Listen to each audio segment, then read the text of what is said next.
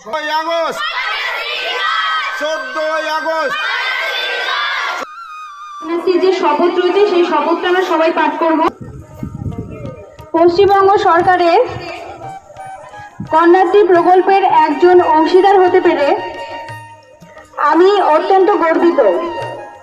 এই প্রকল্পের লক্ষ্যই হলো আমার মতো মেয়েদের অধিকার দান। কন্যাশ্রী প্রকল্পকে সফল করে তুলতে আমার অঙ্গীকার, আমি 18 বছর বয়স পর্যন্ত চালিয়ে যাব এবং সম্পূর্ণ করব। আমার কন্যাশ্রীর সময়সীমা শেষ হলে আমি স্বনির্ভর হতে দৃঢ়ভাবে চেষ্টা করব। আমি কখনো 18 বছরের আগে বিবাহ করব না, আর অপ্রাপ্ত বয়সে বিবাহের কুফল সম্পর্কে অভিভাবক, আত্মীয় স্বজন আর সমাজের সকলকে বোঝাবো।